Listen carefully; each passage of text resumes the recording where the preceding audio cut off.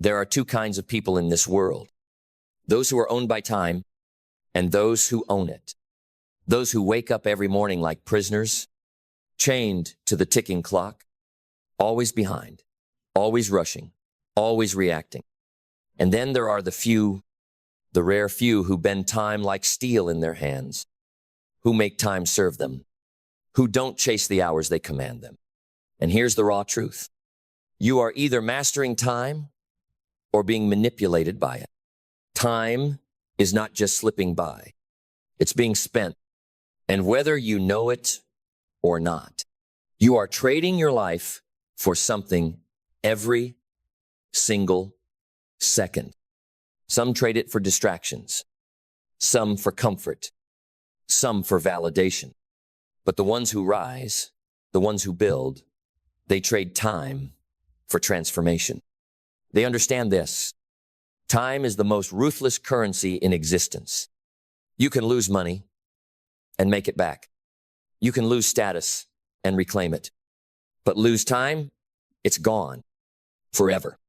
Every day, the clock resets. 24 hours, 440 minutes, 86, 400 seconds. And each one is either wasted or invested. The difference between mediocrity and mastery is how you use that invisible fortune, because time will not wait for your motivation. It doesn't care about your excuses. It doesn't pause when you're tired. It doesn't rewind when you're ready. It moves, whether you move or not. So the question is, are you building your life, or are you just passing time in it? The truth is, time is not your enemy. Time is not the villain. It is the mirror. It reflects your values. It exposes your priorities.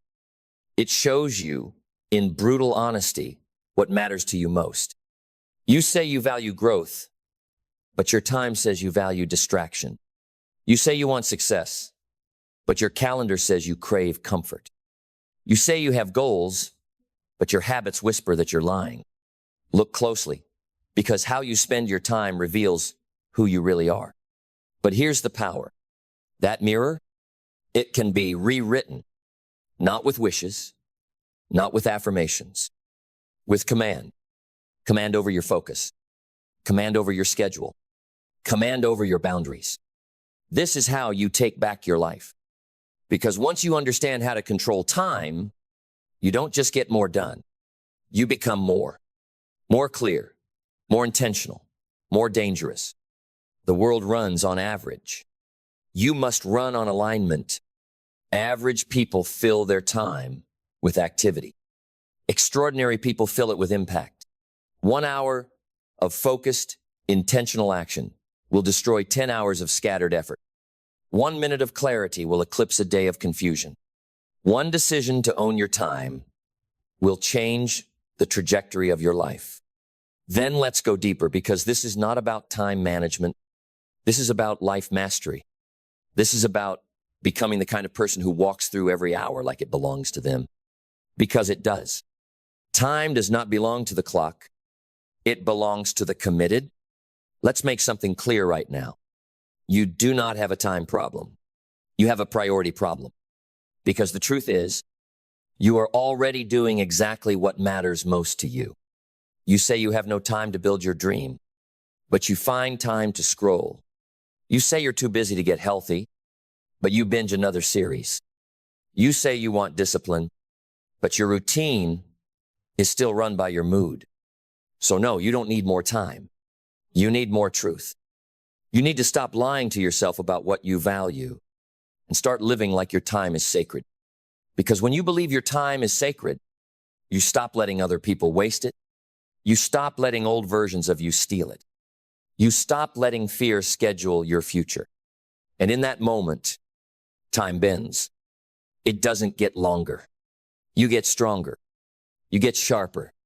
You get so aligned with your mission that every second has a soul. This is how high performers move. With intent, with direction, with dominance over their day. They wake up and they decide. Before the world shouts, they command. Before the distractions arrive, they're already moving. And that is what separates the elite from the exhausted. Here's what they know. If you don't design your day will design you. And it will always design you small. So guard your mornings like gold. Guard your calendar like a throne. Say no like your legacy depends on it, because it does. Every time you say yes to nonsense, you say no to your next level. Stop trying to fit your purpose into a busy life. Build a life that serves your purpose. Start treating time like your highest currency. Because it is. Want to get rich? Value time more than money. Want to feel peace? Buy back your hours from chaos. Want to lead? Master your rhythm, not in hustle and harmony. Control your time, and you will control your destiny. Time is not just passing. It is watching. It's watching what you tolerate. It's watching what you build. It's watching what you do with the minutes that millions would trade everything to get back. Time is your most loyal mirror and your most brutal judge. It doesn't care who you are. It doesn't care where you started. It doesn't care what happened yesterday. It only asks one thing every day without fail. What will you do with me today? And how you answer, that becomes your legacy. So stop letting time slip through your fingers like sand. Stop waiting for the perfect moment. Stop delaying your dream in the name of someday. Someday is a myth. Later is a lie. Eventually is where purpose goes to die. The most powerful moment of your life is not tomorrow. It's now. Now is the only time you can choose. The only time you can change. The only time that's real. Right now you can shift the trajectory. Right now you can reclaim your voice, your vision, your value. Right now you can become the one who no longer chases time, but commands it. Because time is not your master. Time is your mirror. And when you look into it with clarity, with fire, with conviction, you no longer just move through time. Time moves through you. You bend it. You mold it. You walk through it like a king through his kingdom. Not rushed, not reactive, but ready. So decide, not later, not when it's easy. Now, from this moment forward, you don't live by the clock. You live by calling. You don't chase time. You command it. And with that decision, you will never be the same again. Let it begin. The world doesn't rise for titles. It rises for thinkers. Not just people with ambition, but people with economic philosophy. People who don't just earn income, they command economies. People who think like leaders, move like creators, and build like architects of destiny. This is not about managing money. This is about commanding it. This is not about saving. This is about structuring a life that produces wealth on autopilot, not by chance, but by design. Because the true economy doesn't start in the stock market. It starts in your mind. If your thoughts are poor, your results will be bankrupt. If your vision is small, your influence will collapse. If your identity is weak, your wealth will leak. An economic leader doesn't ask, how do I make money? They ask, how do I become the kind of person who creates value at scale, consistently, with precision? It starts with mindset, but not the watered-down version they put on posters. The mindset of an economic leader is ruthless, deliberate, strategic.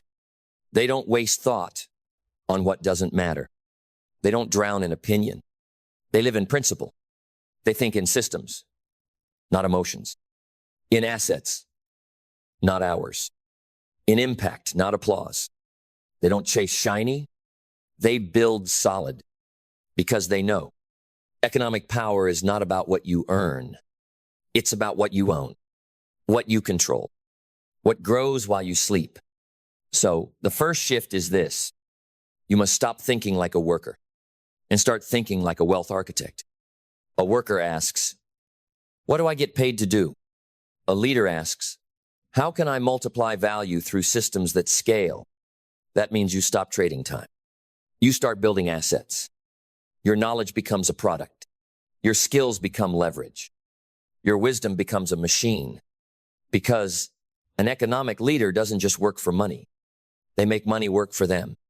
They understand that every dollar is a soldier, and every soldier must be assigned a mission, not just to pay bills, to build freedom.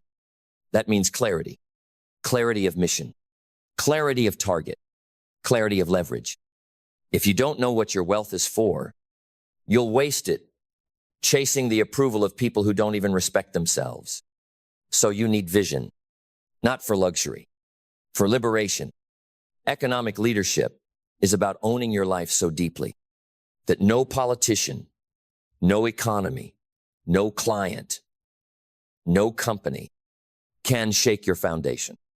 It's about building from within, creating value on demand, thinking 5 moves ahead while others are still reacting to the last one.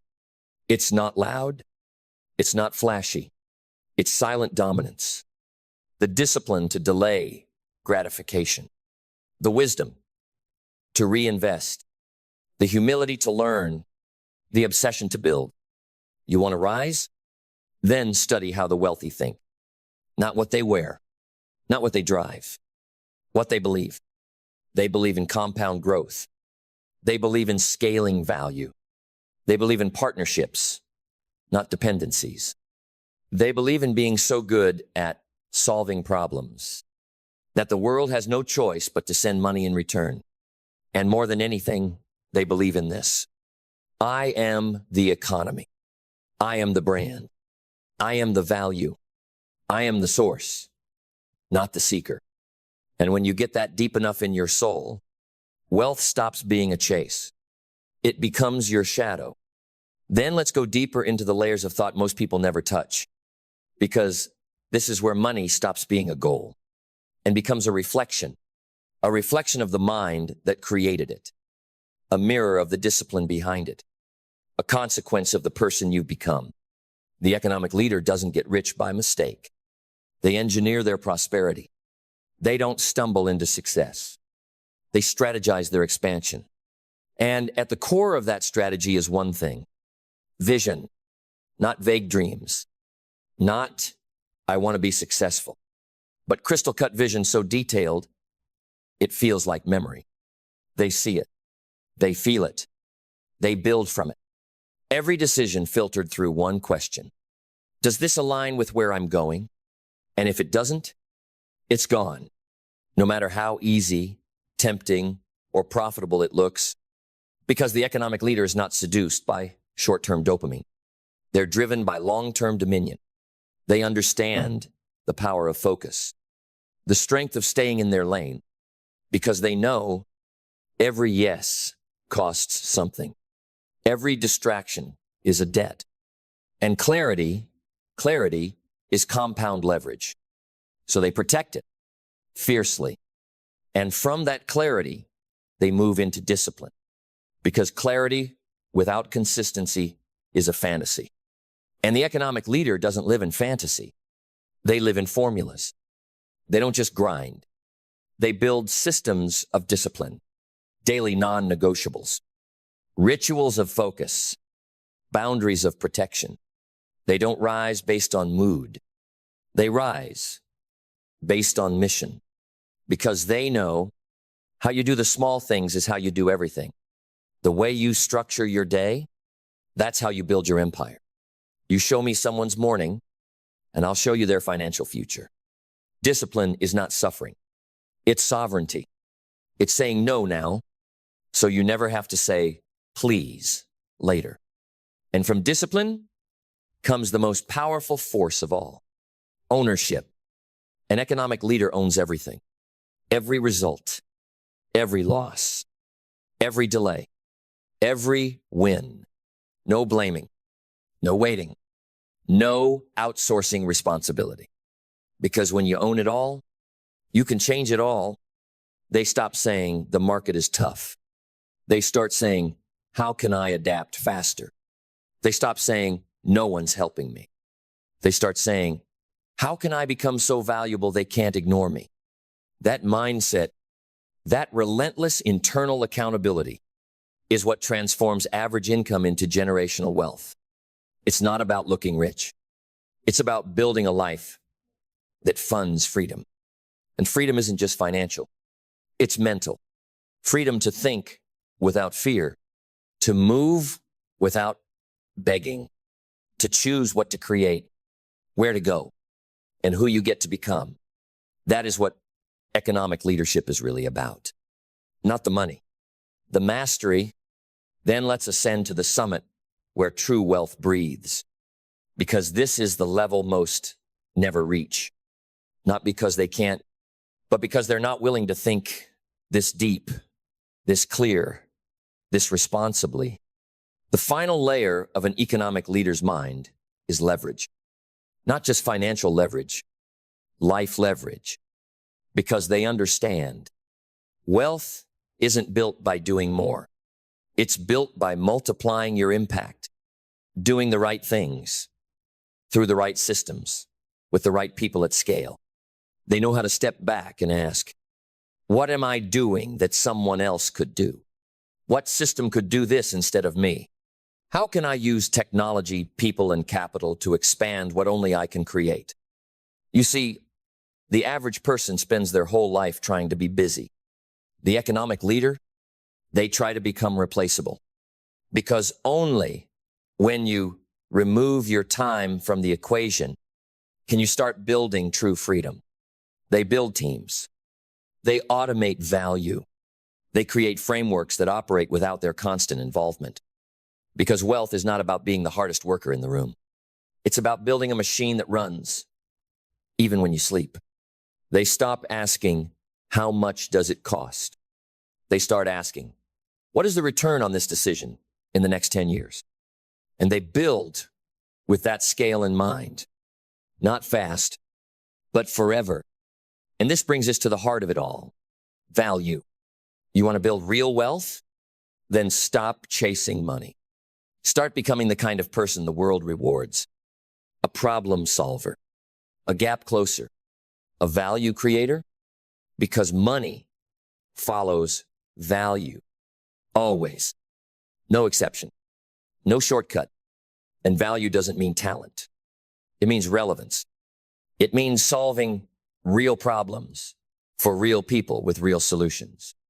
The economic leader isn't loud. They're lethal. Not because they scream louder, but because they serve deeper. And when you stack enough value, enough solutions, enough consistency and character, wealth becomes not something you make. It becomes something you attract. Not by accident, but by alignment. And now, we reach the final note. The one truth that pulses behind every powerful thinker, every wealthy soul, every economic leader. You are the asset.